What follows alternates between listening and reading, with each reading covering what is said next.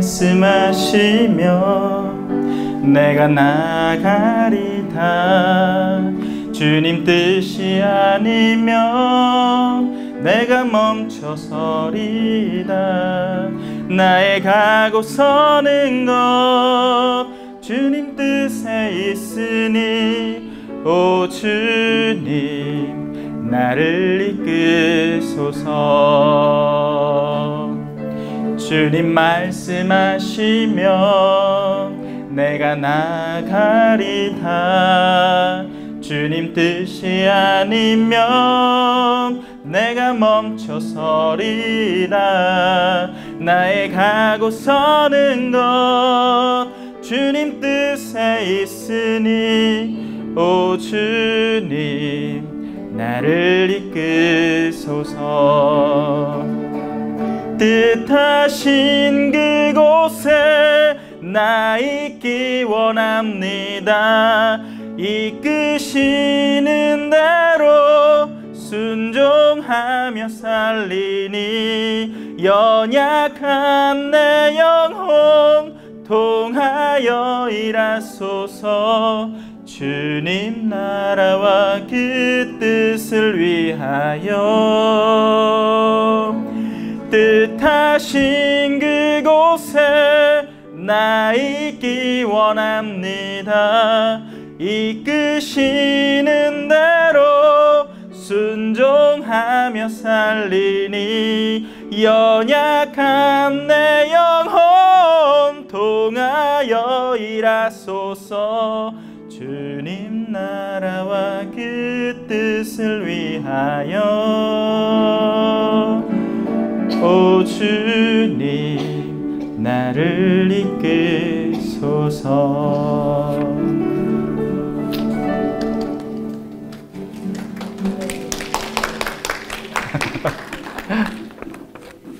목소리 너무 좋아요. 고맙습니다. 칭찬해 주셔서. 네, 오늘 제4일째입니다. 오늘 제4강의 하나님의 선물을 받으려면 이 주제로 마주리 요셉 신부께서 강의해 주시겠습니다. 박수로 맞이해 주시기 바랍니다.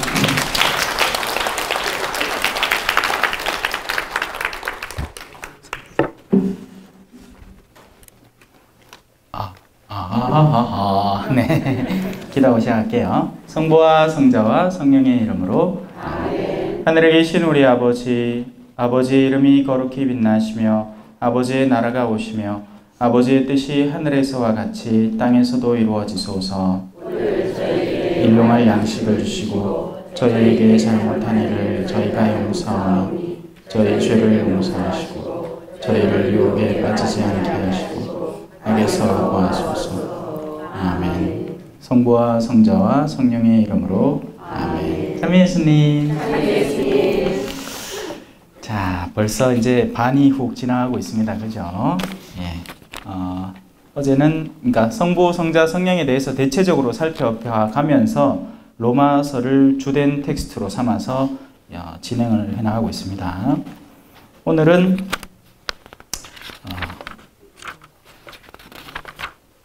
하느님의 선물을 받으려면 이라는 부분입니다. 자, 일단 요거를 하기 전에 지금 우리가 성령 세미나, 뭐 정식 명칭이 뭐라고 하죠? 성령 대회라고 하나요? 이걸? 세미나, 성령 세미나잖아요. 그렇기 때문에 이 성령에 관해서 우리는 이제 늘 깨어 있어야죠. 근데 이 성령 운동이라는 것에 대해서 많은 분들이 이제 자칫하면 오해를 하기가 쉽습니다. 그러니까 마치 무슨 왜 우리 성령 강림 대축일 날 흔히 하는 거 있잖아요. 뽑기 하면 그 안에 뭐 막 적어놓고 그 가운데 어머야 나 요거 걸렸다 그렇게 얘기하죠. 사실은 하느님은 어제도 말씀드렸지만 쪼잔하신 분이 아니에요. 주마 다 줍니다. 다 주는데 그 받는 사람의 그 뭐랄까요? 유리를 통해서 색깔, 하느님의 빛은 흰색으로 다, 흰색 안에는 모든 7가지 프리즘 색깔이 다 들어있지만 그 유리를 통과할 때 그 유리마다 서로 다른 스테인드 글라스의 색깔에 따라서 각 색깔이 퍼져나오게 되는 거죠. 그렇게 성령의 은사와 열매와 뭐 여러 개 여기 적어놓은 거예요. 막 5만성 적어놨네, 그죠? 이것들이 다 퍼져나가는 겁니다. 그리고 한 측이 무조건 많이 가지라는 법도 없고 한 측이 적게 가지는 일도 없습니다. 골고루 가져서 결국에는 그 흰 빛이 가서 다양한 색채로 다 드러나서 모든 사람에게 유익을 얻도록 만들어주는 게 성령이라는 것이고, 그것을 살리자는 것이 성령 운동이라는 것이에요. 그런데 이 성령 운동이 지금까지는 어떻게 진행되어 왔느냐면, 자, 가톨릭 교회다 하면 어떤 느낌이에요? 아베 마리아 막 이런 거잖아. 그죠? 삘이 다 비슷비슷하죠? 가톨릭 성당이라 하면 엄숙, 진지, 침묵, 경건 뭐 이런 느낌이잖아요. 그죠?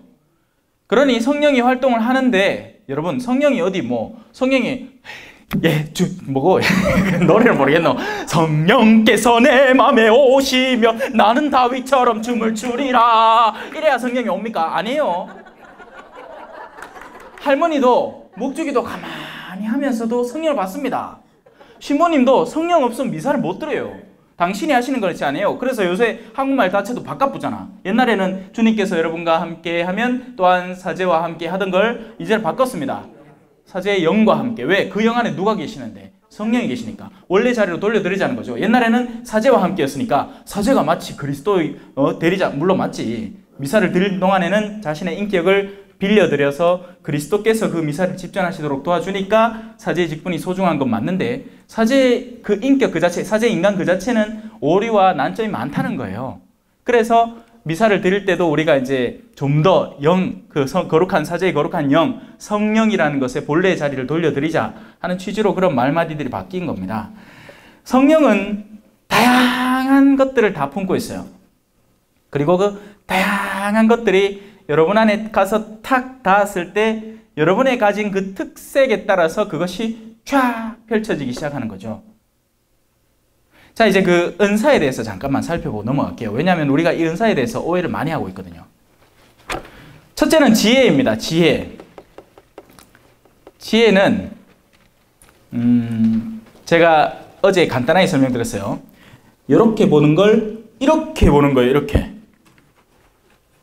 지혜는 우리의 좁은 사고를 굉장히 넓혀서 심지어는 탄생과 죽음의 너머까지도 가늠하게 만들어주는, 그것이 지혜의 은사입니다.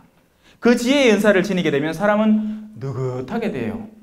좀 만만디 같아. 뭐 다 잘 되겠지.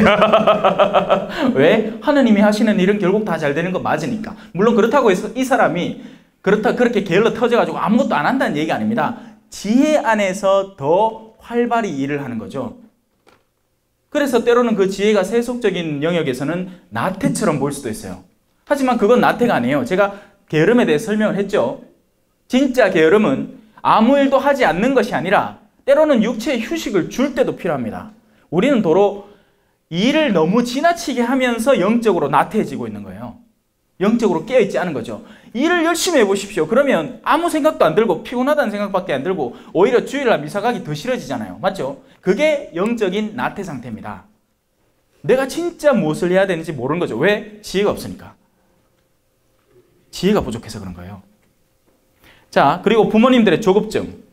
오해되게 나는 열애 신앙생활 해갖고 주일 미사라도 나가고 그래도 천국은 당장 못 들어가도 연옥이라도 가겠는데 우리 아는 왜였고. 걱정 마세요.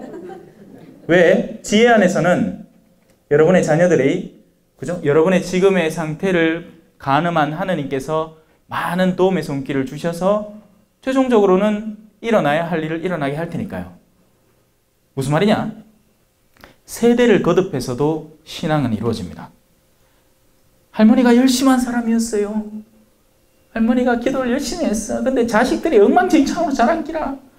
왜? 그럴 수밖에 없었어. 할머니는 막 9 자식들을 키운다고 막 시간이 하나도 없어서 막 뭐 두부 만들어 팔고 막 할배는 막 나가 맨날 막걸리 먹고 막 마누라 패고 막 앉았고 집에 들어오면 이 할매가 막 기도를 열심히 했어요. 그래도 근데 기도를 한만 해도 자녀들의 엇나감을 막을 수가 없었습니다. 그래서 자녀들은 엉망진창을 잘한 거예요. 아빠한테 늘 매 맞는 엄마 보지. 아빠는 맨날 모범이라고 그러면 술 어떻게 하면 더 잘 마시고 어떻게 하면 맛깔스럽게 마시고 어떻게 하면 더 많이 마시는지만 연구하지. 이칼 쌓였기에 자녀들이 잘 클 수가 있나?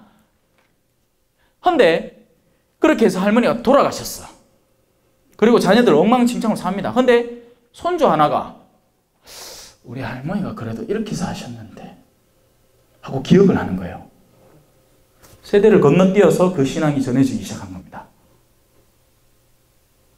하나님은 그렇게 계획하세요. 하나님은 그렇게 아버지의 의가 실이다고 자식의 의가 실이진 않아요. 아버지의 죄가 많다고 자동으로 자녀가 죄가 많아지는 거 아닙니다, 여러분. 반대로 아버지가 암만 거룩하다고 해서 자녀들이 자동으로 거룩해지지도 않아요.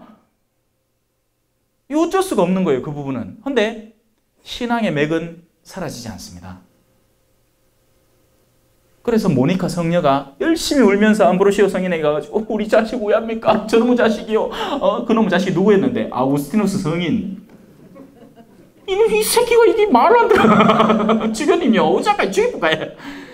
어머니 걱정 마시소. 어머니가 이렇게 눈물 흘리면서 걱정해주는 자녀가 엇나가는 법이 없습니다. 그렇습니다. 돌아왔어요, 결국. 돌아온 정도가 아니지. 성인 됐지. 그게 지혜입니다. 지혜는 넓게 보는 거예요. 지혜는 훨씬 더 넓게 보고 훨씬 더 영혼을 보고 하나님의 섭리에 나를 몸담는 것이 지혜입니다. 그 지혜의 은사가 우리에게 다가오게 될 거예요. 그러면 그 사람은 조급해하지 않고, 예를 들어서 지혜의 은사가 부족한 사람이 있을 수 있잖아. 하지만 다른 은사가 있을 수 있는 사람이 있어요. 그죠? 그런 사람들이 막 조급해할 겁니다. 요 일을 빨리 처리해야 됩니다. 근데 옆에서 지혜 있는 은사가 있는 사람이 걱정 마이소 자매님. 그러면 이 사람 속 터지지. 근데 이 사람 안에 있는 성령의 활동을 믿기 때문에 그렇죠. 내가 한번 견뎌보죠. 가 되는 거죠.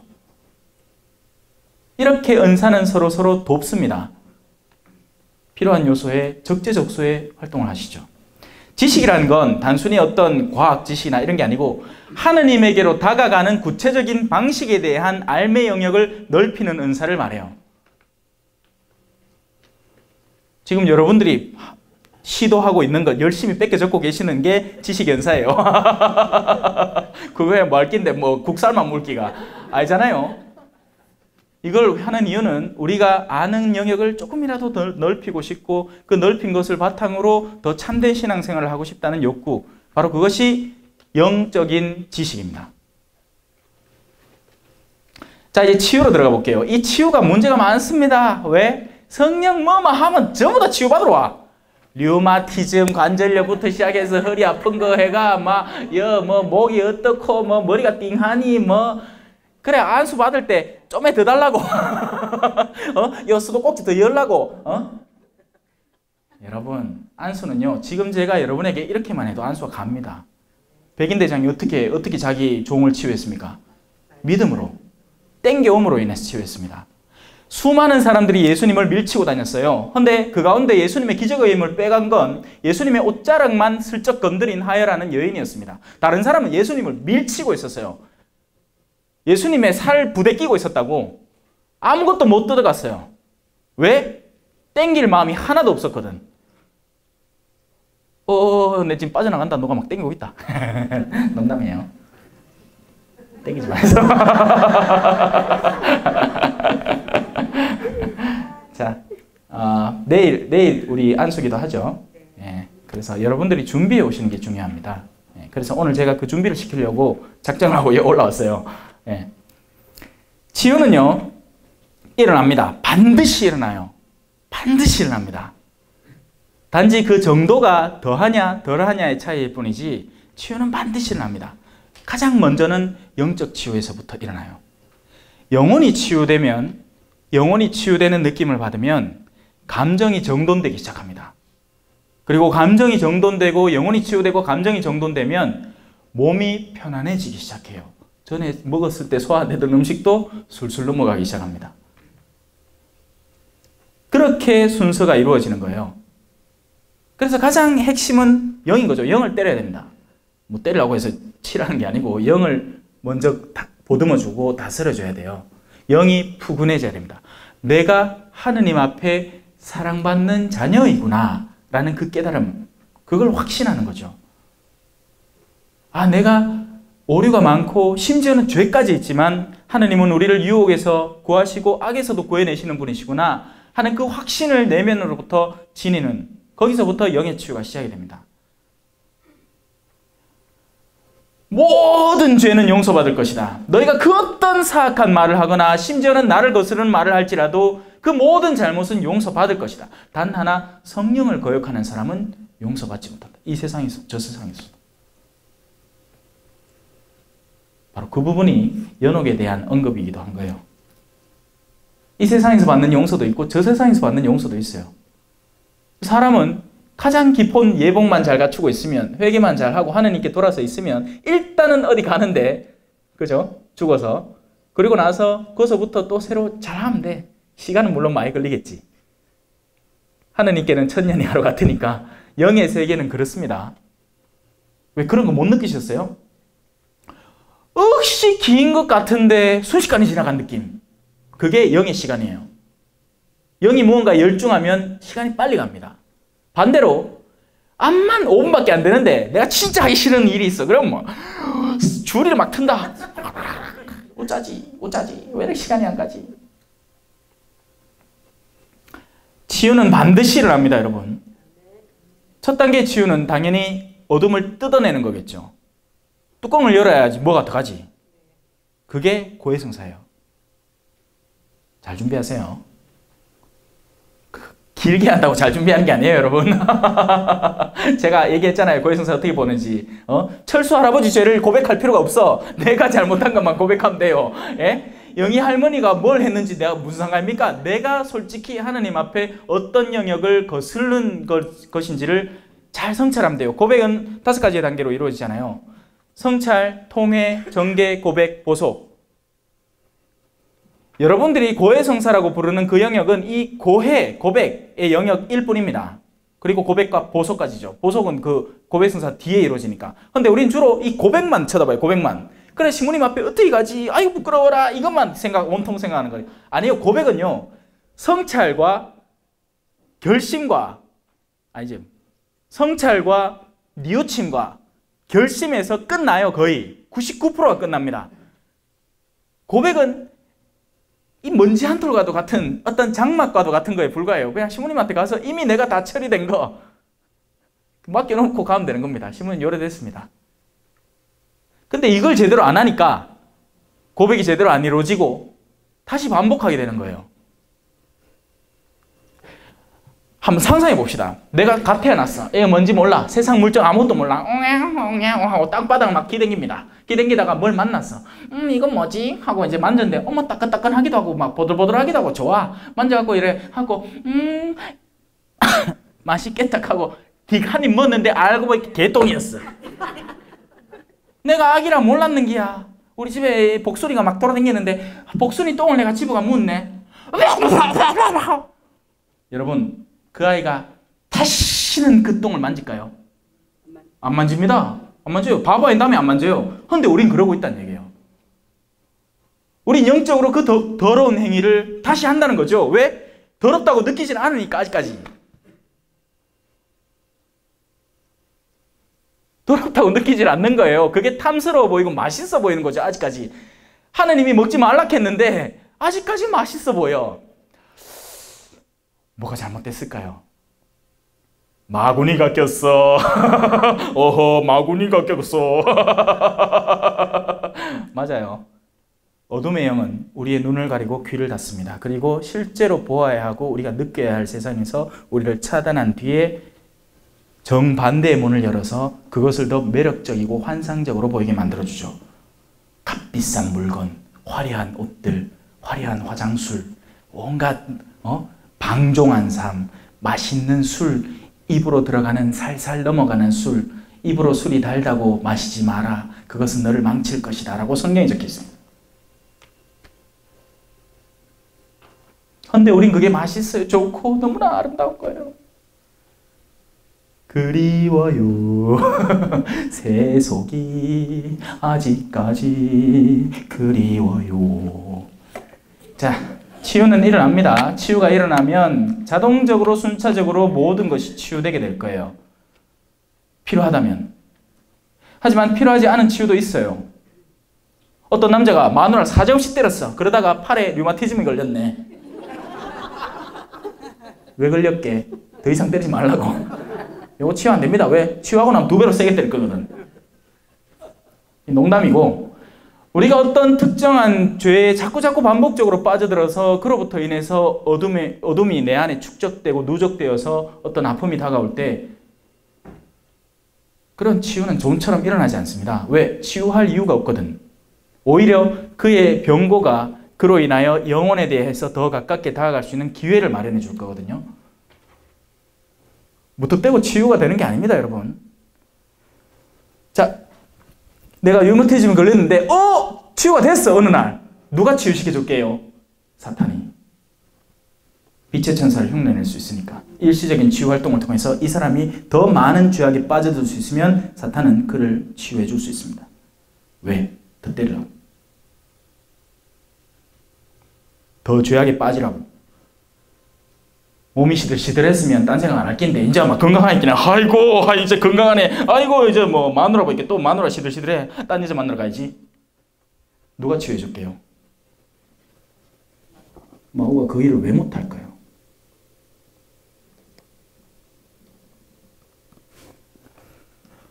치유를 조심해야 됩니다. 여러분은 일단 영혼이 치유받기를 기다려야 되고 그 영혼의 치유에 집중하셔야 돼요. 예수님도 그 중풍병자 기억나세요? 친구들이 막 싣고 왔어. 그러고는 지붕을 뚫고 밑으로 슉슉슉 내렸습니다. 예수님이 처음에 뭐라 했느냐? 야, 일라 않겠습니다. 제일 처음에 뭐 했냐면 네 죄가 용서받았다 했습니다. 먼저 그 내면을 일으켜야 그 다음에 몸이 일으키는 건 너무나 쉬운 일이거든요. 그리고 예수님은 그 사람을 보고 치유해 준 게 아니었어요. 친구들을 보고 치유해 줬습니다.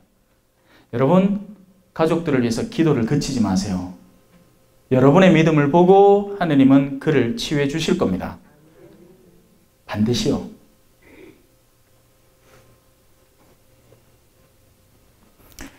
자, 이제 치유에 대해서 이해를 하셨죠? 믿음의 은사, 믿음. 물론 우리가 가장 기초적으로 갖춰야 되는 믿음이지만 이 믿음은 그냥 제자리에 가만히 서 있는 믿음이 아니라 더 한 영역을 더 끌어안을 수 있는 믿음으로 커나가게 됩니다. 우리가 처음에 우리는요 일단 믿어요. 여러분은 뭐든지 지금 믿고 있어. 지금 여러분이 입고 있는 이 실오라기의 옷이 풀리지 않는다는 걸 여러분은 믿고 있어요. 여러분의 단추가 잘 잠겨 있다는 걸 믿어요. 자크가 잘 잠긴다는 걸 믿죠. 그렇기 때문에 옷을 입는 거예요. 만약에 여러분이 안 믿으면 어떻게 될까요? 입기 전에 점검할 겁니다. 왜? 잘못 뚝 나갔는데 티딩 하고 저지락하면 이상해.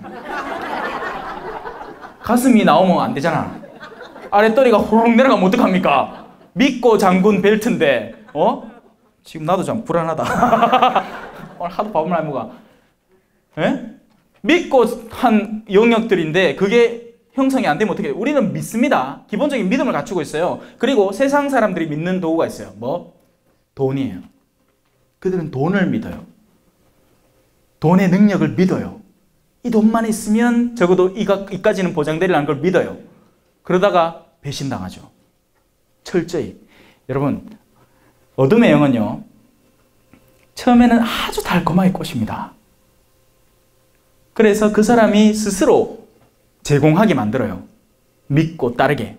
근데 맨 나중에는 사정없이 뒤통수를 후려칩니다. 더 이상 필요 없게 되었을 때.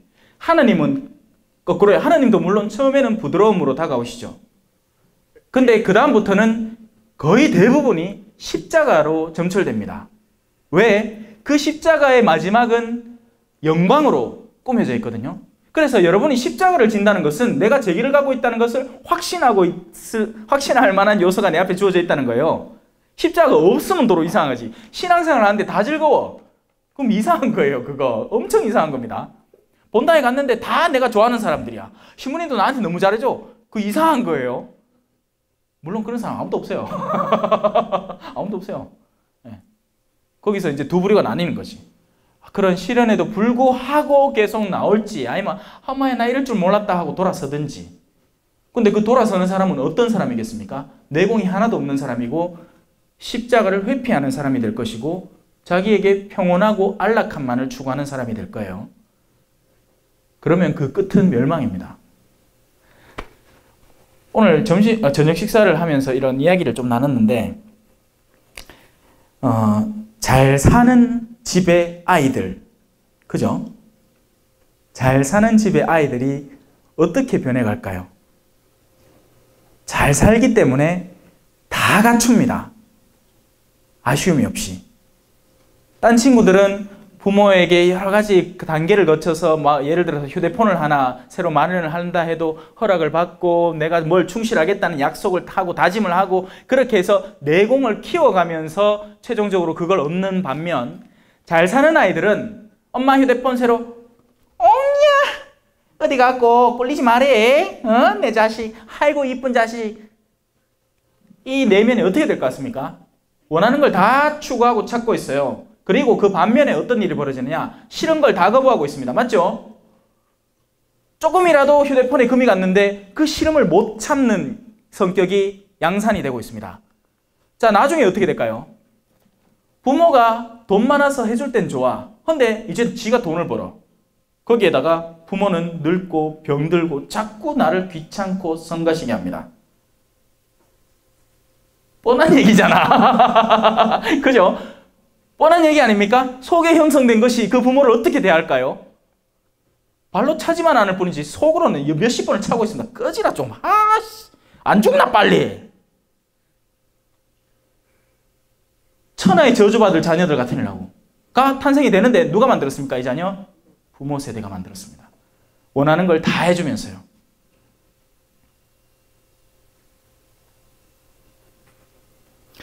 우리는 알게 모르게 이런 일들을 많이 하고 있어요. 왜냐하면 속에 무슨 일이 벌어지는지를 모르고 있기 때문이죠. 겉으로만 잘해주면 잘해준다는 걸로 착각했던 거예요. 아니에요. 하느님은 그래서 우리에게 십자가를 주시는 겁니다. 왜냐하면 그 길이야말로 진짜 길이거든. 이 혼탁하고 그 간음하는 세대 안에서 우리를 올바로 이끌어줄 유일한 길, 십자가밖에 없거든요.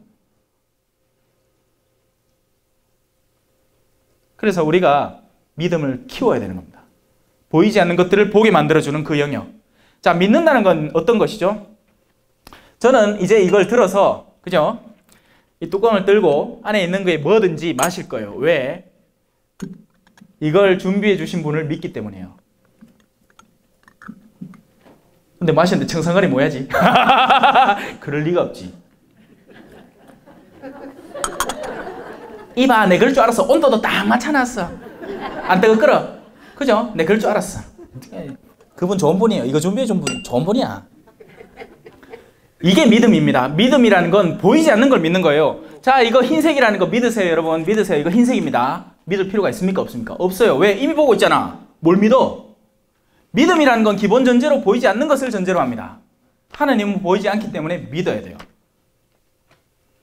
돈의 능력도 보이지 않아요. 하지만 여러 번 써보면서 직접 체득하면서 절로 여러분 안에 그 믿음이 형성되어 버린 거죠. 여러분, 돈이라는 건요, 자동적으로 인플레가 오르게 되어 있습니다. 신부님요, 옛날에는요 물건값이 이랬는데 요새는 이래요. 극할 이유 없어요. 왜? 그렇게 되어 있으니까. 원래 물건은 이렇게 사는 거였습니다. 아이고, 나 요 책 겨우겨우 써가지고 아이고 필사해가. 아하하하하. 아니, 제가 껐습니다. 죄송합니다. 자, 어이구, 이 책 하나 만든다고 힘들었다. 이제 갖고 내 우리 집에 없는 컵 사야지. 여기요, 컵 주이소. 자, 고맙습니다. 잠깐만요. 그 뚜껑 놔두고 가 있어. 이런 식으로 물물 교환을 했어요. 물물 교환을. 근데 그러다가 이게 너무 힘든 일이 되는 거예요. 누구는 막 닭을 10마리 몰고 갔는데 기껏 가면 도끼 한 자루 떡 갖고 오고. 그래서 이걸 바꾸기로 했습니다. 뭘로? 금이라는 것으로. 근데 이 금이라는 것도 한계가 있잖아요. 캐내는 것도 한계가 있고 갖고 있는 것도 한계가 있고 금도 무거워. 그러니까 이걸 뭘로 바꿨느냐? 금을 얼마 빌렸는지에 대한 대출서로 바꿨습니다. 그게 돈이에요. 근데 그 대출서를 주는 사람들이 얼마나 똑똑한지, 금이 100개밖에 없는데 대출서는 200개 만들어서 요 사람아, 당신이 맡겨놓은 100개 금융 있습니다. 언제든 찾아가 있어요. 당신도 찾아가 있어요. 그래 해갖고 그걸 더블로 만들었어요. 또 더블로 만든 거예요. 또 더블로 만든 거예요. 그래서 은행은 계속 대출을 해야지 돈을 벌고, 그리고 돈의 가치는 끊임없이 낮아져 가는 겁니다. 속지 마세요. 열심히 벌어서 그날 먹고 즐겁게 지내면 그게 좋은 생활이에요. 내가 열심히 땀 흘려 일하고 그 땀 흘려 번 것으로 오늘 하루 삼시세끼 잘 챙겨 먹었으면 하느님께 감사하면 됩니다. 그거를 은행에 뭐가 부족하니 뭘 더 쌓아야 되는데 빌딩을 사놔야 되고 그렇게 할 필요가 하나도 없습니다. 여러분 기쁘고 행복하게 사세요. 제발. 하기야 그죠? 세상이 그렇게 가만히 놔두나? 계속 불안하게 만들어요. 세상은. 광고만 보면 내가 저 일을 미리 준비해 놓지 않으면 불안하겠는데? 그렇게 해서 막 보험을 막 듭니다. 그렇지 보험을 막 5개씩 들어놔. 근데 실제로 아파가지고 그 보험에서 뭘 이득을 얻으려고 하면 보험은 이제 사람을 딱 보냅니다. 자기 보험회사 사람도 아니고 딴 사람 또 보내갖고. 보이시다? 요 항목은 저희가 챙기겠는데 요 항목은 안 되겠습니다. 아이고 2번을 5일만 하셔야 되는데 2번을 12일을 하셨네. 저희는 5일까지만 드릴게요. 속에 천불 나기 시작합니다. 믿지 말란 얘기예요. 믿어야 할 대상에 믿음을 주라는 거죠. 믿음은 누구에게 줘야 됩니까? 믿을 만한 사람, 신실한 사람, 의로운 사람, 정직한 사람. 누구? 예수님. 그리고 그분의 아버지. 유일하게 우리가 믿음을 둘 수 있고 참된 믿음을 형성해 나갈 수 있는 대상입니다. 안 그러고 엉뚱한 데 믿음을 두면 반드시 뒤통수를 맞아요.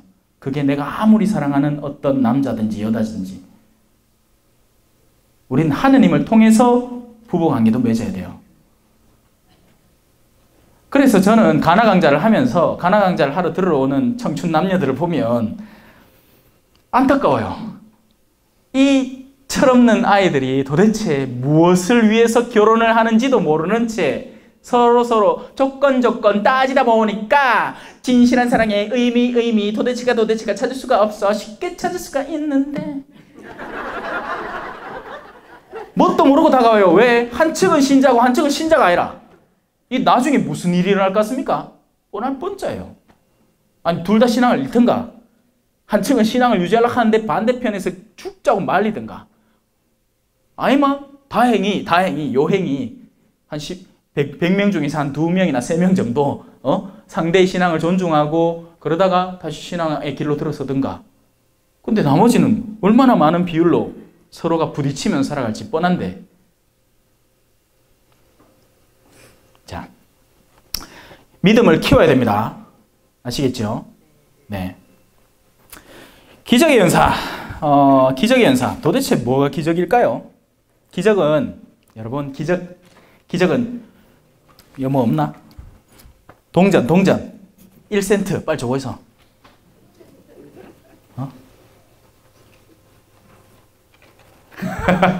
찾기가 되게 힘들다 그죠? 자 기적 빨리 보여줄게. 기적 보여줄게. 와 있다. 다 주면 말고 한 개만. 뭘 다 줍니까?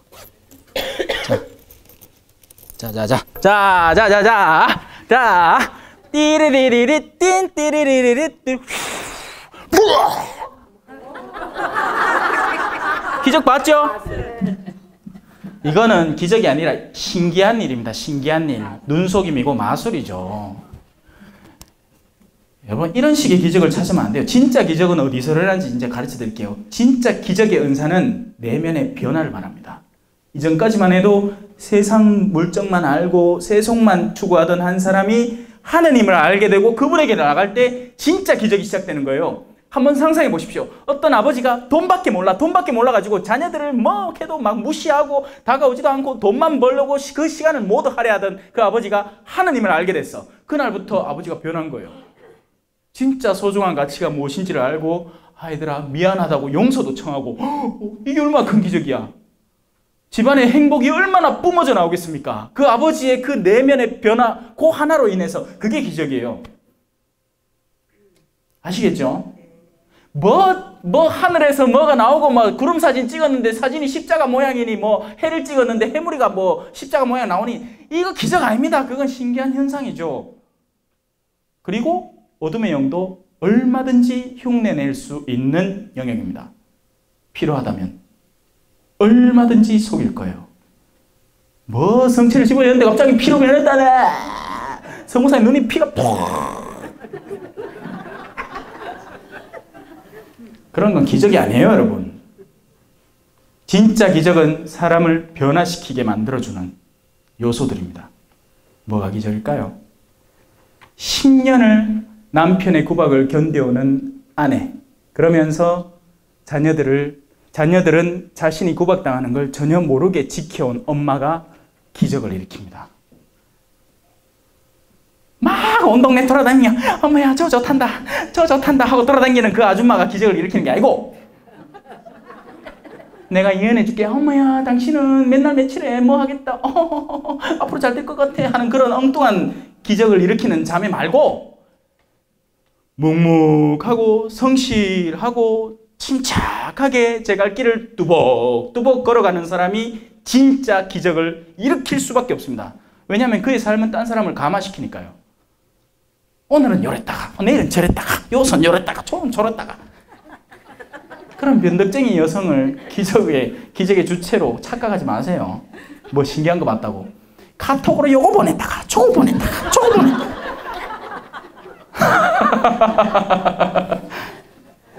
안 그래도 오늘 그랬습니다. 제가 이 본당의 주임신부가 아니기 때문에 이런 말을 자유롭게 할 수 있다고. 행여라도 이 본당에 좀 살아봤으면 이런 말 저는 못할 것 같아요. 왜? 많거든요. 그러니까 자 여러분, 오늘 제가 하는 말에 뜨끔뜨끔하겠지만 걱정 말고 오늘부터 바꾸면 돼. 우리 오늘부터 1일. 자, 그렇게 기적의 은사는 내면을 바꾸는 진실한 기적을 얻게 되는 은사를 말해요. 아시겠죠? 예언이라는 건 어떤 걸까요? 예언. 이 책은 3초 뒤에 떨어집니다. 3, 2, 1. 오, 나 예언했다.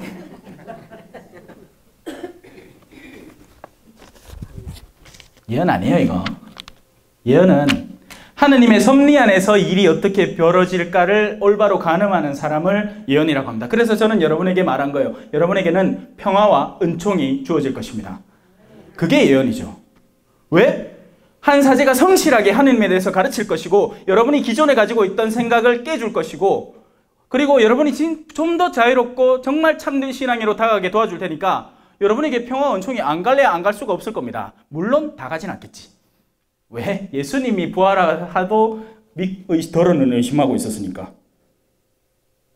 그럼 자기 자신의 상태에 따라 달린 거예요. 하지만 기본적으로 주는 걸 받을 사람이면 그 안에는 평화와 은총이 깃들 수밖에 없습니다. 축하드립니다. 네, 아멘 하신 분들 다 받으세요. 자, 그리고 영식별의 은사입니다. 제가 얘기했죠. 영은 2개밖에 없다고, 방향이.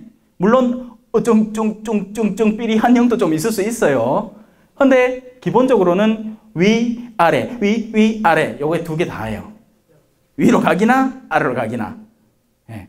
좀 힘들지만 위로 가는 영. 그리고 좀 위로 가는 듯 하지만 아래의 방향이 결국에는 최종적으로 가 있는 영. 그거밖에 없습니다. 그 2개만 잘 식별해줘도 그 사람을 살릴 수 있어요. 왜 이 은사를 왜 받을까요? 그렇게 해갖고 야야 니 아래로 가 있다 빠이빠이, 니하고 내하고는 빠이빠이다, 그게 아니고 아래로 가 있는 영은 돕기 위해서 식별을 하죠. 제가 얘기했잖아요. 분별하라고. 식별해야 됩니다. 분별해야 돼요. 이게 뭔지, 이게 병뚜껑인지, 이게 발통인지, 이게 이게 뭐 하는 건지 알아야지 거기에 합당하게 쓸 수 있기 때문이죠. 하지만 그 씀의 근본 목적은 그것을 망치는 게 아니라, 아, 니는 쓸모가 별로 없네? 그럼 갖다 버려야지가 아니라, 비록 쓸모 없지만 내가 너를 쓸모 있게 만들 수 있도록 도와주마 라는 근본 선한 목적으로 식별을 하는 거예요. 악마가 식별할 수 있을까요? 없을까요? 악마도 할 수 있어요. 근데 악마는 어떻게 했느냐? 이렇게 했습니다. 야, 하느님의 아들이신 예수 그리스도님, 왜 오셨습니까? 우리 멸망시키라고 왔습니까? 저주를 퍼붓고 고함 지르고, 악마도 교리 지식이 빠삭했어요. 딴 사람들도 함부로 고백하지 못한 베드로나 겨우 해가지고 칭찬 들었던 그 고백을 악마가 한 거예요. 더러운 영이. 기억나시죠? 다 성경 읽어보시잖아요. 그죠? 예수님이 그냥 악마를 위해서 간 것도 아니고 겟네사렛 지방에 그냥 갔어. 근데 가들이 쫓아와가지고는 하나님의 아들이신 예수 그리스도님 하고 알아봐. 그분의 영을 알아봐요. 근데 베드로가 알아본 것과 그 더러운 영이 알아본 것의 차이는 뭐죠? 베드로는 알아보고 따랐고 그 더러운 영은 알아보고 애써 피하고 저주하고 멸망시키려고 하기 때문에 두 개가 다른 겁니다. 그래서 이 영식별의 연사는 조심히 받아야 돼요. 그죠? 함부로 청할 성질의 것이 아닙니다. 여러분들이 그런 책임이 있을 때 그 영이 필요하죠. 언제? 한 본당의 주임 사제이거나, 그죠? 그럴 때 함부로 아무나 이거 달라고 해서 안 돼요. 여러분 그런 거 나중에 실제로 영에 대한 분별력이 확고해지고 영적 소위 말하는 해상도가 늘어나면 여러분 미쳐봅니다. 제가 하는 말 이해를 못 하실 거예요. 감당이 안 될 거예요. 왜? 내가 지금까지 믿고 살았던 남편인데 알고 보니 내가 영어로 식별해 보니까 이 남자가 완전 딴 세계를 걷고 있는 남자네. 그때 영식별의 은사를 제대로 받은 사람은 그걸 통해서 남편을 돕기 위해 살리기 위해서 갖은 노력을 기울이고 결국엔 살려낼 겁니다. 그러기 위해서 하느님은 영식별의 은사를 주세요. 살리라고. 근데 초짜가 이걸 받으면 하고 막 울고 막 싸우고 막 니도 망치고 나도 망치는 거예요. 자, 이제 신령한 언어로 들어가 볼까요? 저 잘하죠? 저 잘하죠? 샤샤샤 이런 것도 하더라. 어디가 있겠네. 여러분, 신령한 언어의 본질에 대해서 가르쳐 드릴게요. 이상한 언어하고 신령한 언어는 다른 거예요. 신령한 언어는 새로운 언어를 말합니다. 새로운 언어. 신령한 언어. 위로부터 오는 영을 받은 언어를 말해요. 그 언어는 어떤 건지 가르쳐 드릴게요. 오늘 와주셔서 고맙습니다. 반갑습니다. 예, 저하고 수업 같이 잘 들으시고요. 예, 은총과 평화를 받아가세요. 방금 제가 한 말이 무슨 언어게요?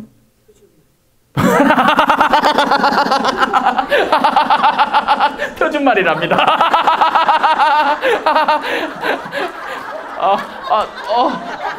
총 맞은 것처럼 가슴이 너무 맞아요. 표준말이에요. 아유 감사합니다. 예. 자, 제가 방금 한 게 신령한 언어예요. 예.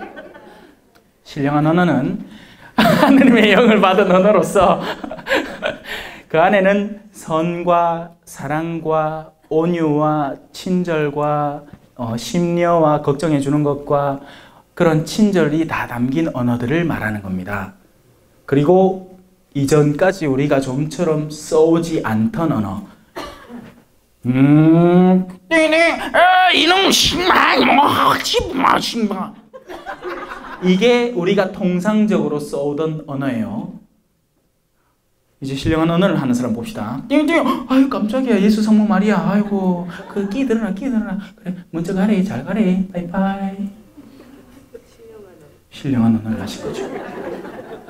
왜? 사랑에 기반한 위로부터 오는 사람들을 살리는 그리고 나의 안정성을 보장해주는 언어니까요.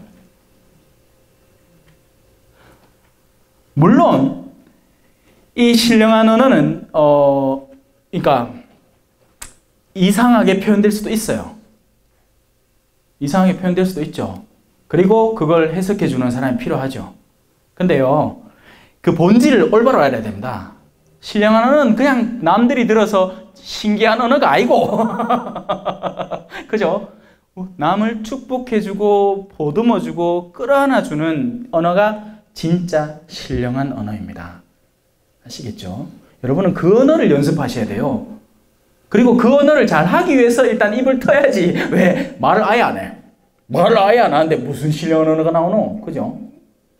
표준말이든 사투리든 해야 되니까요. 아이고 당신 참 곱다. 이래 사투리라도 신령한 언어를 할 수 있어. 표준말은 아니지만. 무슨 말인지 이제 아시겠죠? 해석의 은사는 그렇게 신령한 언어에 따른 은사이기도 하고 또 꼭 그것만 해석하라는 법은 없습니다. 우리는 해석할 여지의 소지가 있는 요소들이 참 많아요. 머리부터 발끝까지 핫 이슈 다 해석 가능합니다. 여러분이 해석의 은사를 올바로 받고 나면 사람들의 본래적인 의도를 알게 되고 이 마치 이제 영식별의 은사와 비슷한데 좀 더 해상도가 높은 해석을 가능하게 해주는 거죠. 영식별의 은사는 기본적인 영의 방향만 알면 되는 거고 해석의 은사는 이렇게 여러 가지 영적 체험들에 대해서 합당한 조언을 해줄 수 있는 은사입니다. 근데 이 은사는 아무에게나 주어지지 않겠죠. 왜? 섣불리 썼다가는 제가 어제 얘기했던 이리가 되기 쉬우니까. 그러니까 사람들을 그 해석을 통해서 진짜 예수님에게 한 발 다가서게 해주는 게 아니고 내 사람으로 만들고 싶은 이기성이 그 안에 개입되기 시작하면 엉뚱한 해석을 하기 시작합니다. 진짜 필요한 해석이 아니고. 자, 이렇게 9가지 봉사은사만 짚고 넘어갈게요. 그리고 7 선물은요, 다 달라고 청하세요. 다. 와, 한 개만 청하노. 선물인데. 선물은 몇 개 받으면 좋다? 다. 다 달라 했어요. 한 개만 쪼잖아요. 한 개만 청하지 말고 다. 그 중에 받은 게 드러나게 될 겁니다.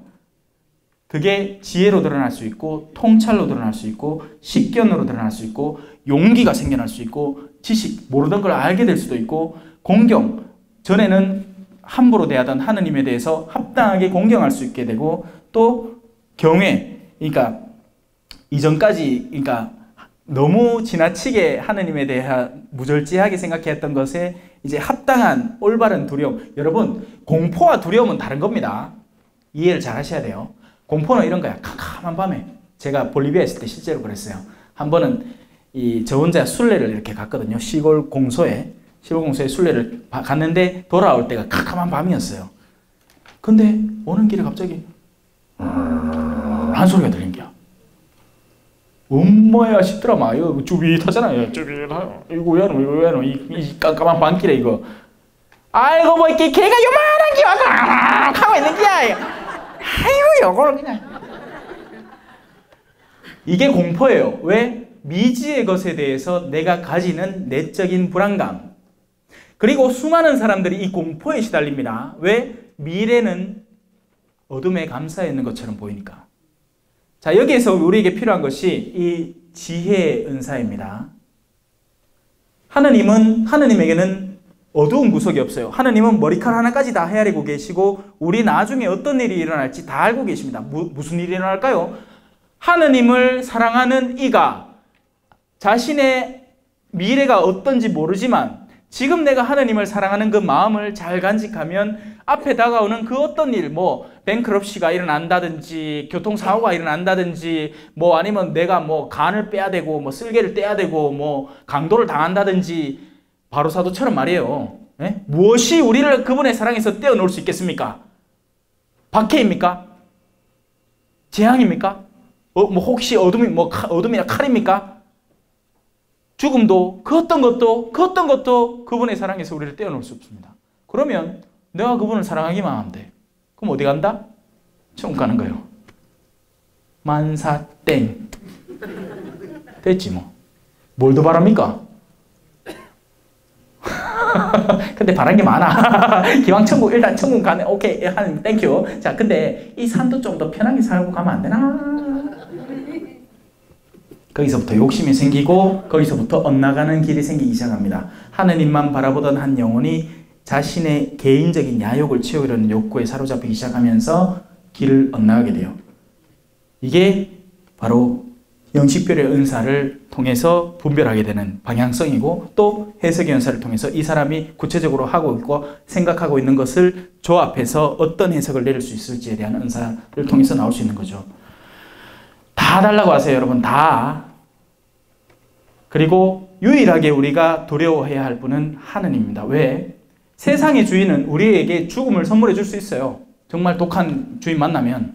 그죠? 옛날에 뭐 우리 사일런스라는 영화 보셨는지 모르겠다. 도요토미 히데요시인가 뭐 누군지 모르겠는데 하여튼 그 영주는 그냥 여러 앉아갖고 야 밟아라. 밟으마 살려줄 끼고 안 밟으마 지분다. 죽는데 니 그냥 안 죽는다. 니 거꾸로 매달아갖고 귓구녕 뚫어갖고 피를 쫄쫄쫄쫄 흘리면서 한 3시간 동안만 죽어갈 기다. 괴롭고 힘들죠. 하지만 그가 기껏 할 수 있는 거 거기가 다예요. 죽임. 육체의 죽임.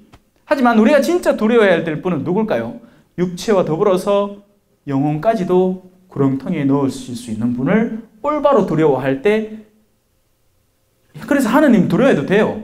하느님에 대한 두려움은, 그래서 이 구절을 읽으면서 왜 두려워함이라고 적어놨지? 왜냐하면 우리가 유일하게 올바로 두려워해도 마땅한 분이 하느님이기 때문입니다. 하지만 그 하느님은 우리를 사랑하시는 분이에요. 이게 헷갈리는 부분이죠. 두려워도 해야 되는데 사랑도 받아야 되는데, 이거는요, 이 경우에는 저마다 경험해온 부모상이 많이 개입이 됩니다. 부모님으로부터 사랑을 더 많이 체험한 사람은 사랑하는 하느님을 더 많이 끌어안게 되고, 부모님으로부터 어떤 억압과 이런 걸 두려움을 많이 공포를 많이 체험한 사람은 이 두려움이 변질돼서 하느님을 공포로 체험해요. 그래서 그건 치유받아야 되는 영역이죠. 왜냐하면 그건 미숙함이니까. 어제 얘기했잖아요. 그죠? 우린 수많은 미숙함이 쌓여 있습니다. 나이가 많건 적건 상관이 없어요.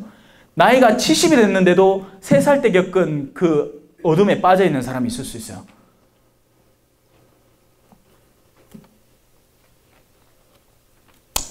성령의 9가지 열매도 마찬가지입니다. 근데 사실 뭐 9가지만 있는 게 아니고 엄청나게 많아요. 성령의 열매는. 제가 스테인드 글라스의 비유를 들었잖아요. 하느님이 당신의 빛을 여러분에게 비추시면 여러분 얼굴이 다 다른 것처럼 여러분이 맺는 열매도 다 다르게 됩니다.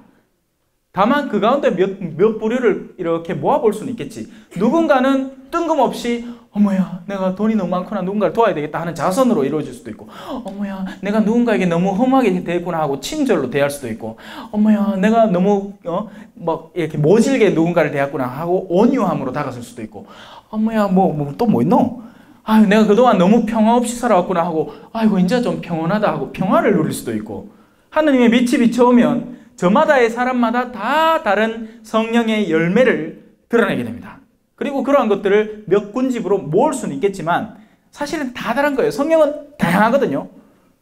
다양성 속의 일치, 우니닷 까리타스, 아니다, 바리에닷, 몰라, 베리타스, 몰라, 라틴어는 모르겠어요. 하여튼 다양성 속의 일치를 이룬 분이 성령입니다. 그걸 억지로 끌어모을 필요는 없어요. 다양하면 다양한 대로 다 놔두면 됩니다. 여러분은 각자 다 소중한 분이에요. 여러분 한 분이 빠지면 하느님의 전체 그림의 모자이크에서 한 개가 떨어져 나가게 됩니다.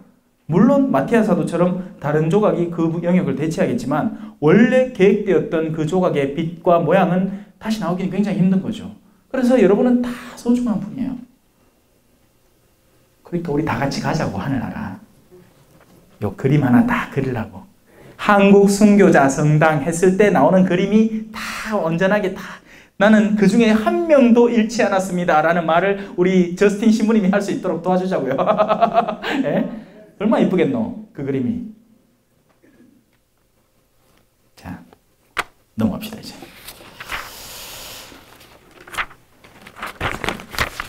자, 이제 선물을 받으려면, 하느님의 선물을 받으려면 간단합니다. 간단하게 설명드릴게요. 받을 수 있습니까? 없습니까? 없죠? 어떻게 해야 되죠? 열어야 됩니다. 그죠? 자, 두 번째. 받을 수 있습니까? 없습니까? 없습니다. 어떻게 해야 되죠? 내려놔야 돼요. 끝. 와, 쉽다. 와, 완전 쉽다. 그죠? 먼저는 쥐고 있는 걸 내려놓는 게 우선순위일 겁니다. 그죠? 뭘 쥐고 있을지, 어디에? 여러분들의 영혼 안에. 여러분들의 영혼은 뭔가를 쥐고 있어요. 그게 하느님이 아닐 뿐이지. 뭔가 반드시 쥐고 있어. 그게 뭔데요? 여러분들이 원하는 것. 뭔가를 원해. 사춘기 때는 연애하고 싶어. 안 달라. 여러분이 부르심을 받았을 때 상태를 잘 유지하고 가능하면 혼자 살 수 있으면 혼자 살라고 하느님 권하죠. 하느님이 아니고 바로 사도가 권했습니다. 네. 그 원이, 내가 누군가와 연애를 하고 싶은 마음을 예수님께 돌리면 그 사람이 수도자가 됩니다. 수도자는 그렇게 살아가요. 딴 거 아니고. 수녀님들하고 연애 감정이 없는 게 아니고 예수님하고 연애하는 거예요. 근데 이런 얘기가 있습니다.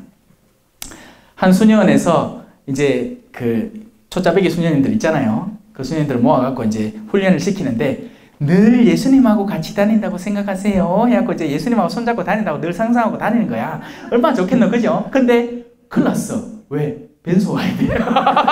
그러니까 한 수녀님이 화장실 입구에서 요 가만히 계시세요. 내 금방 갔다 올게요. 그랬답니다. 예. 여러분 누구나 연애 감정이 있어요. 심지어 저도 있었습니다. 무시한대. 저 못생긴 건 아는데 저도 연애 감정이 있었어요. 얼마나 애틋했는지 몰라. 막 서로 막 그때 당시 유행하던 은반지 막 서로 막 주고받고 막 나는 인형 주고 가도 인형 주고 막 얼마 못 가대요. 얼마 못 갔습니다. 왜? 내 마음이 얼마나 복잡다단하고 얼마나 다양한 것들이 끼어드는지. 그래서 어린 마음이지만 그걸 분별해냈던 겁니다. 저는 그때 가도 좋아했지만 서태지와 아이들도 좋아했어. 오 그대여 가지 마세요. 중중중중중중중. 여기까지만 할게요. 서태지 아들 진짜 좋아했어요. 근데 서태지 아들이 빅 콘서트 하는데 가가 전화가 왔어. 그때만 해도 뭐 휴대폰이고 삐삐고 없었으니까. 여보세요. 네가 잠깐만. 마음이 없어 벌써. TV에 눈이 꽂혀가지고 그거 보고 있는 게야. 사람 마음이 그렇게 쉽게 변하는 겁니다. 그래서 우리는 변하지 않는 대상에 마음을 주고 그 대상을 껴안고 사랑할 수 있어야 되는데 그 훌륭한 대상은 바로 예수님인 거죠. 하느님이고 성령이기도 한 거고. 왜냐하면 삼위일체니까. 셋 다 똑같은 사람입니다. 똑같은 분이에요. 그 중에 누구를 사랑하든 상관이 없어. 여러분이 마음 끌리는 대로 사랑하세요. 성령 운동으로 성령에게 마음이 활짝 열린 분이면 성령을 막 끌어안아 버리세요. 그게 아니고 예수님이 더 실존적이고 더 내한테 와닿는 느낌으로 느껴지면 예수님을 끌어안아 버리세요. 그게 아니고 나는 성부 막 딴 것도 좀 안 와닿고 나는 성부한테 바로 갈래. 가세요. 괜찮아. 셋 다 똑같은 게. 뚝 끌어안았는데 알고 보면 이 사람이 성령이고 이 사람이 하나님이고 그래. 그냥 걱정 말고. 자, 선물을 받으려면 손에 있는 걸 내려놓으면 됩니다. 여러분이 욕구하던 것들을 잠깐 내려놓을 필요가 있어요. 점검하고. 그러니까 어느 정도 필요한 욕구인가를 점검해야죠. 그러니까 여러분 내려놓는다고 해서 나 오늘부터 밥 안 먹는다. 나 오늘부터 기도 말란다. 이거 뭐 되겠습니까? 3일 뒤에 이 사람 획 돌아가지고 밥 어딨노? 밥 하고 앉았습니다. 쓸데없는 짓 하지 말고 최소한의 것은 챙기세요. 나의 육신의 기본적인 욕구를 챙기고 내 가정사에 필요한 것들을 챙겨가면서 하느님을 점점 사랑하는 영역을 넓혀 나가시면 됩니다. 아시겠죠? 쥐고 있는 손을 여셔야 돼요. 웅크러진 손을 열어야 됩니다.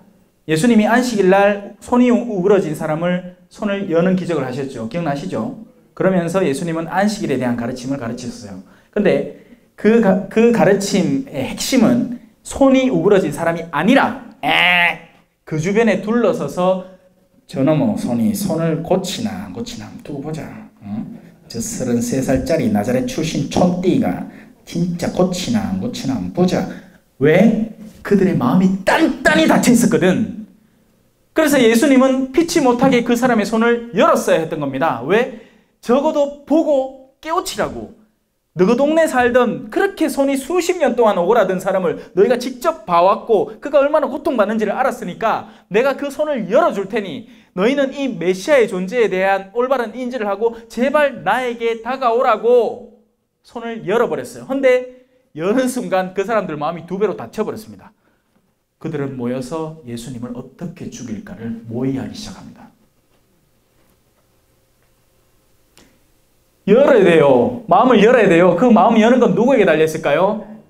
예수님에게 달린 게 아니에요. 예수님은 어떻게든지 열려고 노력하세요. 예수님은 이렇게도 얼굴을 보여주고 노래도 하고 광대짓도 하고 춤도 추고 막 별의별 걸 다 하면서 그 마음을 열려고 노력을 하는데 누가 여느냐? 여러분이 여는 거예요. 그게 자유의지의 신비인 거죠. 내가 열면 끝나. 근데 그게 안 열리. 그래 답답해 죽어. 예수님 막 답답해 죽습니다. 아이고 좀 한 번만 열면 그냥 내가 확 들어가가지고 내 자를 획 바꿔 놓을 텐데 고집이 얼마나 센지. 막 고집 피우는 게 고집 피울 때 봤죠? 그죠? 뻔히 못 먹을 음식인데 굳이 들고 와 먹겠대. 내가 그랬거든. 짜장면 한 그릇 절대 못 먹는데 끝까지 먹는데요. 그래 반 그릇 먹다가 진짜 배가 막 터질 것 같지? 그랬긴 해. 엄마 못 먹겠다 하면 그때부터 막 이제 내가 곡했지. 예? 그게 고집이에요. 사람의 고집이죠. 여러분 마음을 열면 됩니다. 그냥 뭐 어떻게 여는데요? 여러분이 열면 되는 거지. 자, 나만이란 장군이 있었습니다. 나만이란 장군이 나병이 있었어요. 나병이 있어가지고 보아야 내 어쩌면 좋겠노. 예루살렘에 예언자가 한 명 있는데 나타니까 그때 뭐 누군지 뭐 난 그런 거 잘 몰라요. 딱 보면 무식해 보이잖아. 난 그 성경에 누가 어느 인물인지 구체적으로 몰라. 근데 대충 나만 장군이 뭔 짓을 했는지는 알아. 예루살렘에 예언자가 하나 있는데 그거 한번 가보시지. 그럴까. 이는 정복자고 예루살렘은 피정복지였습니다. 그 예언자를 찾아갔어. 예언자야 내 왜 안 되노? 나병 고치려고 하는데. 요르단 강에 가서 씻어 7번만. 가있겠네. 나만 장군이 화를 버럭냅니다. 뭐라고 했었노? 자꾸 사투리 써서 죄송합니다. 뭐라고 하느냐? 그 정도의 일이라면 누구나 할 수 있는 일 아니야. 내가 그 일을 왜 하노? 안 했어. 그러니까 옆에 신하가 다가와서 나만 장군님요 이렇게 쉬운 일을 그거가 시키면 안 된다 하는데 한번 해보시면 될 거 아닙니까? 똑같은 일이 여러분에게 벌어집니다. 여러분 마음을 어떻게 열까요? 이런 것들 실천해 보면 돼요. 어떤 것들? 오늘 저녁 아내에게 가서 사랑한다고 해보세요. 와, 그거 진짜 하기 싫어. 왜? 딴 건 다 하겠어. 회사에서 프로젝트를 이빨 큰 걸 줘. 이빨 크다 하면 이상하지. 회사에서 그 프로젝트를 엄청나게 큰 걸 줘서 그걸 수행하라 하면 그건 하겠어요. 왜? 그걸 하고 나면 내가 막 뿌듯하고 막. 아니면 그 골프를 9홀 5번을 돌겠어. 근데 마누라한테 가서 사랑한다는 얘기는 못 하겠어. 왜냐하면 내 의지와 정반대되는 일이거든요. 세상에서 제일 힘든 일은 일 자체의 크기 때문에 힘든 게 아니라 내가 하기 싫기 때문에 힘든 겁니다.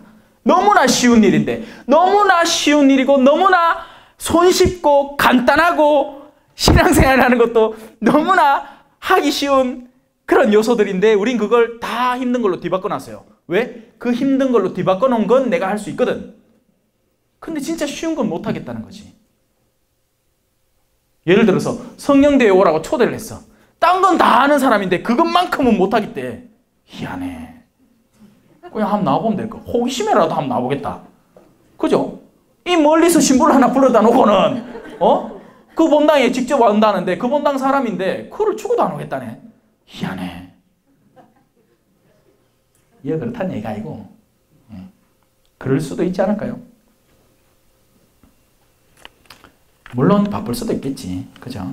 자, 간단합니다. 손에 있는 걸 내려놓으세요. 손에 있던 욕구, 세상적인 욕구, 그것들을 올바로 분별하고 쥐고 있어야 될 건 쥐고 계세요. 그러니까 나의 기본적인 육체의 욕구를 채우는 그런 기본적인 활동을 놓으라는 얘기가 아니고 쓸데없이 쥐고 있던 것들 말이에요. 쓸데없이.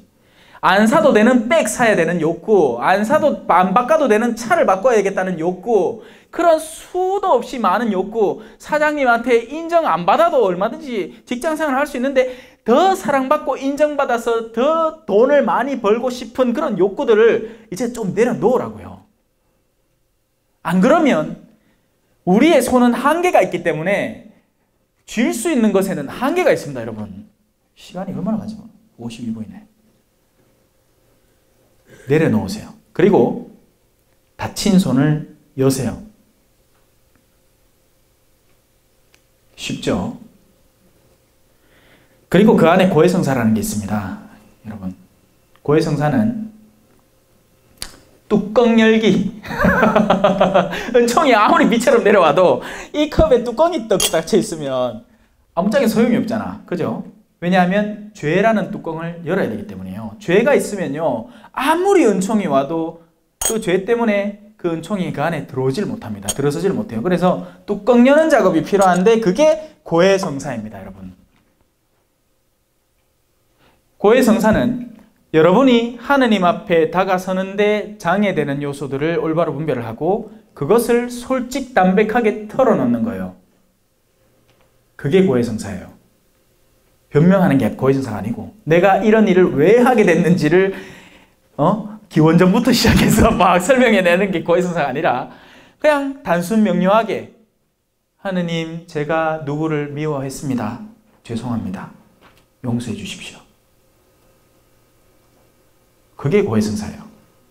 근데 우리는 그 수치감 때문에 그죠? 그러니까 내일 저를 많이 활용하세요. 근데 시간을 많이 잡아먹지 말고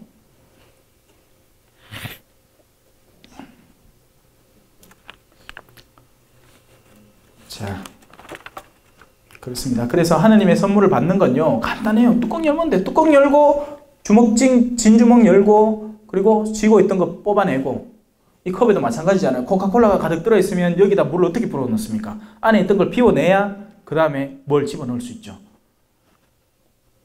그리고 이 컵이 뚜껑은 열었는데 이렇게 쭉 찌그러져 있어. 그러면 거기다 물을 어떻게 집어넣습니까? 펴야지. 이게 지금 도자기니까 안 펴지겠지만 이걸 그냥 비닐봉지라고 생각하세요. 쫙 조여진 비닐봉지에 어떻게 넣습니까? 펴놔야지. 그죠? 하느님의 선물 받는 법 쉽죠? 네, 참 쉽죠? 밥 아저씨가 지 그림 쉽게 그린다고 막 이쁘게 그려놓고는 참 쉽죠? 하는 거랑 똑같다, 그죠? 안 쉽어요. 근데 쉬워요. 여러분에게 달린 일이에요. 저는 안 쉬워요. 그러니까 이 1시간 동안 열을 뽑고 앉았지. 근데 여러분은 쉬워요. 오늘부터 하겠다 하고 결심만 하면 돼요.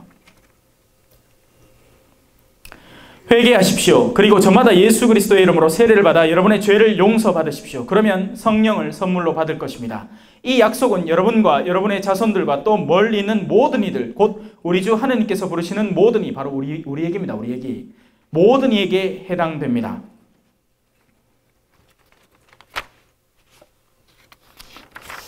자,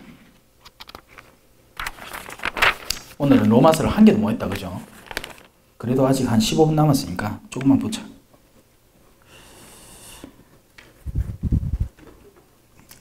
자, 제가 믿음과 법에 대해서 어제 간단하게 설명을 드렸습니다. 간단하게요. 우리가 사로잡혀 있던 법률적인 구조들이 많고, 그리고 그 법률적인 구조에서 믿음의 구조로 우리를 의롭게 만드는 것은 참된 믿음을 통해서 다가온다는 것을 제가 열심히 설명을 해드렸습니다. 바로 사도를 통해서 이제 그 설명을 한번 들어볼게요. 율법을 모르고 죄 지은 자들은 누구나 율법과 관계없이 멸망하고 율법을 알고 죄 지은 자들은 누구나 율법에 따라 심판을 받을 것입니다.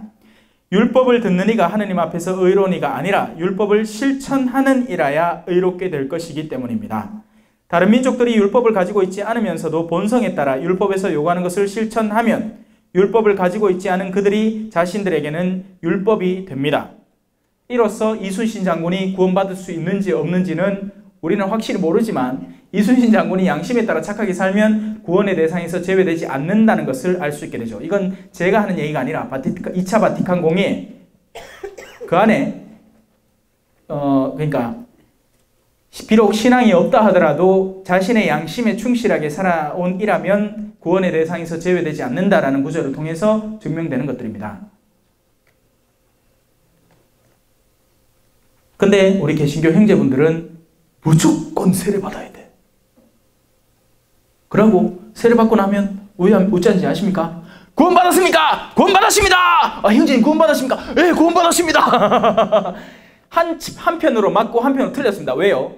우리는 이미 구원의 길에 들어섰다는 데 대해서는 구원받았다고 표현할 수 있어요. 하지만 그 구원이 완성되지 않았다는 데 있어서 구원받았다고 확신할 수 없는 겁니다. 근데 우리 가톨릭 신자들은 너무 겸손해. 아무것도 안 받았대. 네, 어찌합니까? 시부님이야. 자, 이렇게 물으면 여러분은 확답할 수 있습니다. 여러분은 구원의 길을 시작했습니까? 네. 그렇죠. 구원에 도달했습니까? 아니죠. 아니에요. 그건 겸손한 거 맞아요. 그건 겸손하게 올바로 분별한 거예요. 우리는 아직 가닿지 않았어요. 우리는 닿아야 되죠. 그렇기 때문에 오늘 하루하루 노력하는 겁니다. 오늘도 노력하시는 거고 노력 잘하고 계세요. 쫄지 마세요. 네. 제가 이 본당 신부님하고 어제 식사했는데 마음이 열려 계시고, 그죠? 정말 이 여러분들을 도와주려는 신부님이에요. 그런 신부님을 두고 있는 본당 공동체는 그럴 리가 없습니다. 아예 다른 신부님 몰라. 내가 차마 비유를 들자니 누워 침 뱉는 격이라 말은 못하겠지만, 여러분들의 신부님은 여러분들을 사랑하세요. 여러분 기도 많이 해주세요. 전 신부님 위해서, 저스틴 신부님 위해서 기도 많이 해주세요. 둘 다 좋은 분이에요. 제가 봤을 때. 몰라. 제가 뭐, 내가 뭐, 무슨 능력이 있다고 그분들을 보나 모르겠다만은, 저보다 나이도 많으시고, 얼마나 열심히 사셨는데, 정말 좋은 분들이니까 여러분들이 얼마든지 믿고 의탁할 수 있다고요. 고해성사 보는데, 뭐라 하겠노? 아유, 부끄러워라 하지 말고, 가서 보세요. 뭐라 하는 대로 따르고. 여러분, 순명이라는 것에 대해서 짚고 넘어갈게요. 순명이라는 것은 이렇습니다. 자, 일단 제가 영의 식별에 대해서 얘기를 했죠. 위, 아래. 아래는 절대 순명하면 안 돼요. 그건 순명이 아니에요. 아래의 방향은 순명하면 안 됩니다. 근데 대부분의 선하신 주임사제들이나 수녀님들이나 어떤 본당의 지도자들은 위의 방향 중에 감이냐, 오렌지냐, 사과냐, 귤이냐를 두고 의견이 살짝 갈라질 수 있을 때, 여러분은 장을 맡고 있는 이들의 의견을 따라서 그 길을 순순히 걸어가면 그게 순명입니다. 가정 안에서도 마찬가지예요. 가정 안에서 남편이 야, 우리 다 같이 도둑질하자 하면 여러분들은 적극적으로 거부해야 됩니다. 근데 그게 아니고 야, 요번에 뭘 구입할 예정인데 그걸 이런 식으로 하면 어떻겠노? 할 때 여러분은 자녀들의 의견들을 모아서 그래, 그러면 우리 아빠가 하자는 대로 같이 하자 하고 따라주는 것이 순명입니다. 그것이 하나님께서 가정이라는 것을 계획하면서 계획해 놓으신 이 순차적인 구도예요. 그러면 집안에 잔소리가 하나도 안 납니다. 아내가 남편을 머리로 삼고 거기에 순명을 할 때, 그러면 남편은 자동적으로 그렇게 자신을 지원해주고 응원해주는 아내를 사랑할 수밖에 없을 거예요. 물론 그래도 사랑 안 하면 속은 상하겠지. 그땐 여러분의 기도를 2배로 해주면 됩니다. 근데 적어도 이건 아닌데, 여러분들은 도둑질 하자든지, 내 과장 사기 쳐갖고 돈을 좀 뜯어낼 낀데 당신 가만히 있으라 하면, 여보, 내 그거는 가만 못 있겠다 하고 올바른 충원을 해줘야 됩니다. 왜냐하면 그건 아예 방향 자체가 틀려먹었기 때문이고, 그 가족 전체를 파멸의 구렁텅이로 끌고 갈 계획이기 때문이죠. 거기엔 동의하면 안 돼요. 하지만 이게 감이냐, 귤이냐, 사과냐, 오렌지냐, 이거의 차이는요, 여러분이 좀 포기하면 돼요. 그런데 우리가 싸우는 대부분의 이유는 나는 감이 좋은데 당신은 왜 자꾸 사과를 먹으러 가자 카요? 하고 싸우는 거예요. 나는 회가 좋은데 당신은 왜 게를 자꾸 먹어? 게는 안 드시나? 미국엔 게 못 먹죠? 몰라, 난 몰라. 자, 몰라요. 난 모르겠습니다. 뭐, 이 문화를 존중하고 싶어요. 네. 한국에서는 얼마든지 할 수 있는 농담인데, 이건 또 모르겠다. 자, 그래요. 이거, 그래. 그렇지. 그게 먹을 수 있죠. 네. 이거 말고. 자. 그렇습니다. 그래서 우리가 율법의 여부는 사실 우리의 구원의 여부와 이제 율법을 가지면 도움이 돼요. 도움. 왜냐하면 울타리가 더 높다는 이야기거든요. 제가 어제 열심히 설명을 했잖아요. 양과 울타리의 비유로. 율법을 확고한 걸 가지고 있다는 것은 울타리가 더 높다는 것입니다. 그만큼 그 울타리를 벗어났을 때 위험성이 2배로 가중돼요. 돌아오기도 힘들어. 10계명이 없는 사람들 같으면 어떻게 했습니까? 이 사람들은 할리우드 배우처럼 결혼했다가 이혼했다가 결혼했다가 이혼했다가 결혼했다가 이혼했다가 마음대로 할 수 있어. 왜? 자기의 양심의 율법에 따라서 그건 얼마든지 할 수도 있고 못 할 수도 있는 법이거든요. 근데 우리 가톨릭 신자들은 알잖아. 혼인의 불가해석성과 단일성에 대해서 알아요. 그걸 아는데도 그걸 아는 사람이 그래 하는 그 개그맨 있잖아요. 허경환.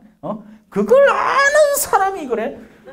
그걸 알면서도 이 사람은 붙었다가 떨어졌다가 극하기 시작하면 큰일 나는 거예요. 자, 여러분. 그래서 우리가 장벽이 높습니다. 맞아요. 우리 교회의 율법의 장벽은 높아요. 근데 그만큼 양들을 잘 지켜주고 대신에 빠져나왔을 때는 그럼 어떻게 하느냐? 그 양이 빠져나왔을 때는 예수님의 마음을 지녀야 됩니다. 무슨 말인지 아시겠죠? 빠져나온 양에 대해서는 예수님의 마음을 지녀야 돼요.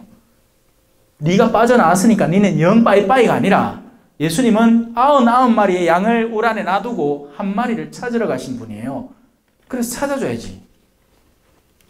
어떻게? 자, 예를 들어 볼게요.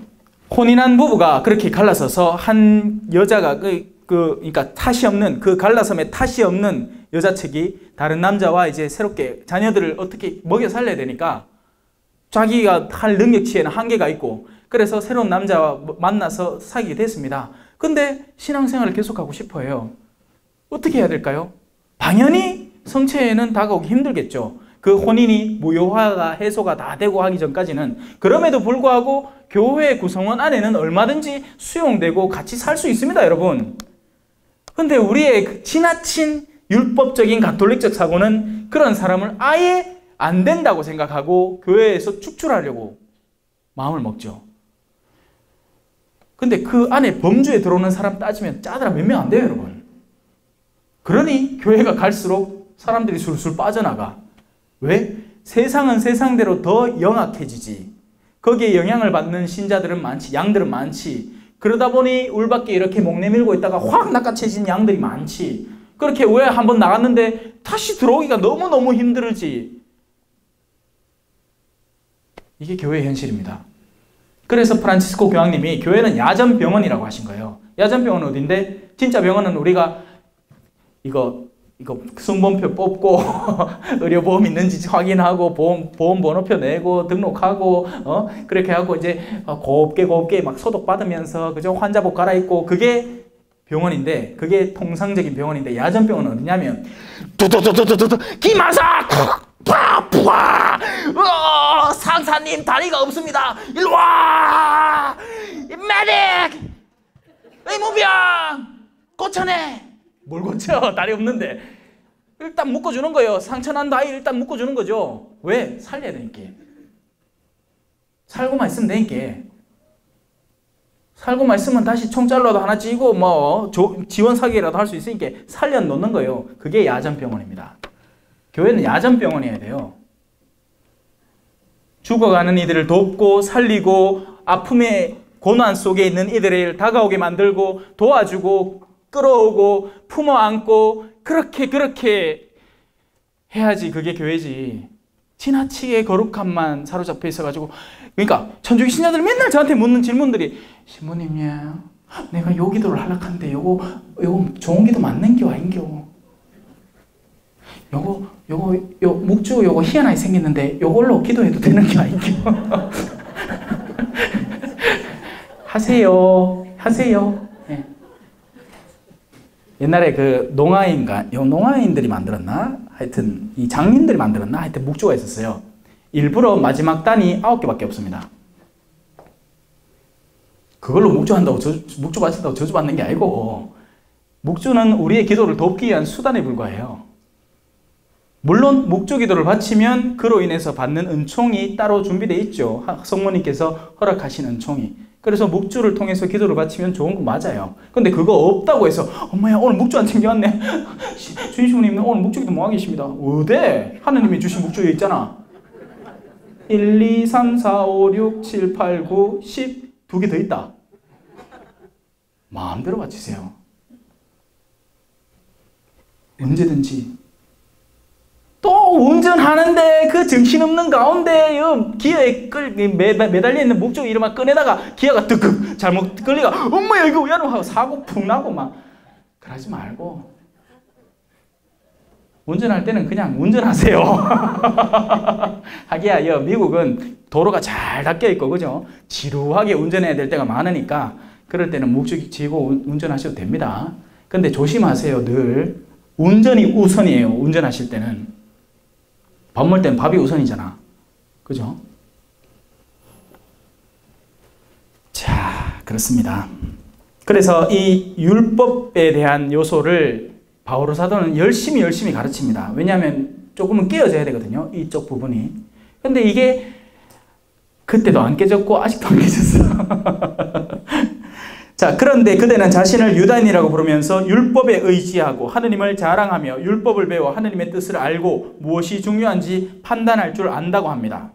좋아요. 또 자신이 눈먼 이들의 인도자고 어둠 속에 있는 이들의 빛이라고 확신하며 율법에서 지식과 진리의 진수를 터득하였으므로 어리석은 자들의 교사이며 철없는 자들의 선생이라고 확신합니다. 그렇다면 남은 가르치면서 왜 자신은 가르치지 않습니까? 도둑질을 하지 말라고 설교하면서 왜 그대는 도둑질을 합니까? 프란치스코 하비에르 성인이 이렇게 얘기했습니다. 내가 능력만 있으면 프랑스 파리 소르본 대학에 가서 거기 저명한 신학자들 앞에서 당신의 게으름 때문에 얼마나 많은 영혼들이 지옥에 떨어지고 있는지 모른다고 얘기하고 싶다고. 당신은 선교지 오지에 가서 열심히 선교를 하면서 그들은 막 신학 주제 갖고 다투고 있는 게야. 막 요거 알파벳이 A자인데요. 이 A자가 B자로 바뀌어야 되는데 요 B자를 C자로 써놔갖고 A자하고 B자하고 C자의 옵션이 생겨. 이 얘기하고 앉았습니다. 그게 뭐 중요한데? 그게 영혼들을 살립니까? 성경을 똑바로 배워야 됩니다. 성경은 살기 위해서 배우는 거죠. 성경을 가지고 논쟁하라고 배우는 게 아니에요.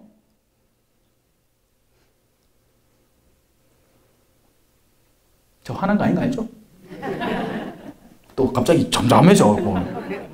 자, 그렇습니다.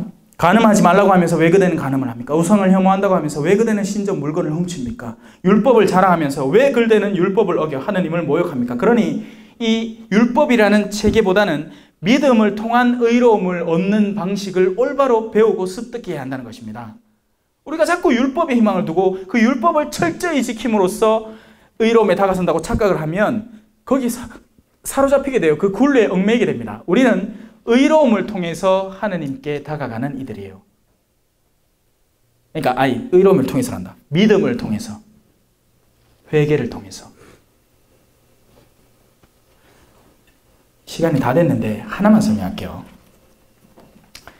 피라미드가 이렇게 있습니다. 피라미드가 이렇게 있어요. 이 아래쪽은 중간에 이제 이렇게 선을 딱 긋고 이 아래쪽은 율법적으로 못난 이들, 율법을 제대로 준수하지 못하는 이들, 율법적으로 죄가 많은 이들, 율법을 제대로 챙기지 못하는 이들, 간단하게 얘기하면 주일 미사 나오기 힘든 사람입니다. 주일 미사 나오기 힘들어서 실제로 못 나오고 있고, 근데 늘 그걸 죄스럽게 여기는 사람이에요.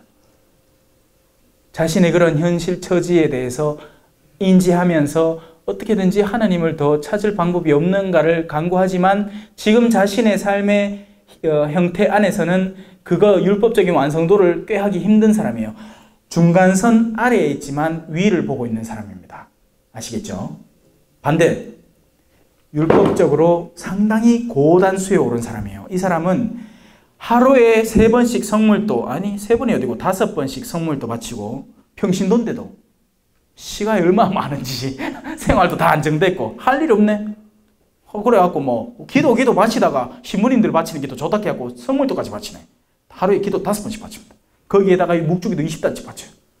거기에 자선행위도 얼마든지 해. 왜? 돈도 많아. 근데 늘 마음 한켠에는 죄 짓는 사람들이 부러운 사람입니다. 내가 지금 요래 사는데 사실은 내 저 김씨 저거 놀아 제끼는 모습 보이긴 해. 내 지금 당기는 성당 많이 맞네. 당장 저래 놓을 낀데 위에 있지만 마음이 밑으로 기울어져 있는 사람이에요. 나중에 누가 이길까요? 이 사람이 이깁니다. 세리와 창녀들이 너희보다 먼저 하늘나라에 들어간다. 왜? 이 사람은 밑을 바라보다가 언젠가는 빠져버릴 테니까요. 그리고 하늘나라에 가봐야 핫바리 자리를 차지하게 됩니다. 근데 이 사람의 열성은 아무도 몰라줘. 왜? 그는 미사도 안 나거든. 근데 그 사람의 내면의 마음 아픔과 하느님을 향한 사랑과 그 열정은 아무도 알아주지 않지만 하느님은 알아주셨습니다. 그냥 창녀예요. 남자들에게 몸 팔아서 돈 벌어먹고 사는 사람이에요. 이걸 오늘 이해하시면 됩니다. 참 쉽죠? 네, 마치기도 마칠게요. 성부와 성자와 성령의 이름으로 아멘. 영광이 성부와 성자와 성령께 처음과 같이 이제와 항상 영원히 아멘. 성부와 성자와 성령의 이름으로 아멘. 감사합니다.